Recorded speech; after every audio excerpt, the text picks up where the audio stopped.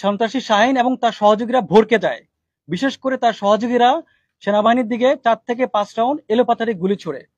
উক্ত গোলাগুলিতে সেনাবাহিনীর কোনো সদস্য আহত বা হতাহত কোনো কিছু হয়নি।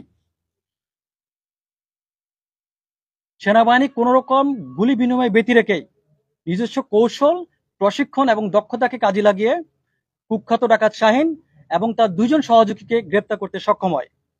উক্ত অভিযান পরিচালনাকালীন সময়ে র্যাপিড অ্যাকশন ব্যাটালিয়ন র্যাব এবং বিজিবি 10 পদাতিক ডিভিশনের টহল দলকে সর্বাত্মক সহযোগিতা করে।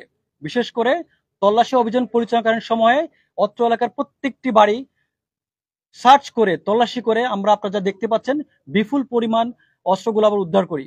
এখানে 10টির বেশি দেশীয় ধারালো অস্ত্র ক্রিস রয়েছে, 3টি একনলা বন্দুক, একটি AK-22, 10 রাউন্ড গুলি, 4টি বন্দুকের কার্তুজ, 20,000 রাউন্ড ইয়াবা। এছাড়াও তার সন্ত্রাসী কার্যক্রম পরিচালনার জন্য বিভিন্ন অবৈধ ডকুমেন্ট এবং কাগজপত্র, বিশেষ করে পাসপোর্ট, এনআইডি কার্ড, ইভেন সামরিক বাহিনী ব্যবহৃত বিভিন্ন সরঞ্জামাদি আমরা উদ্ধার করতে সক্ষম হই। অভিযুক্ত শাহীন একজন চিহ্নিত সন্ত্রাসী যে নাইক্ষণছড়ি, গর্জনিয়া এবং তৎসংলগ্ন সীমানা এলাকায় খুন, হত্যা, রাহাজানি, মাদক এবং গরু চোরাচালান সহ বিভিন্ন অপরাধমূলক কর্মকাণ্ডের মাধ্যমে ত্রাসের রাজত্ব কায়েম করেছে। তার গ্রেপ্তারের মাধ্যমে এ অঞ্চলের নিরাপত্তা পরিস্থিতি আরো স্থিতিশীল হবে এবং জনমনে শান্তি বিরাজ করবে বলে আশা করা হচ্ছে।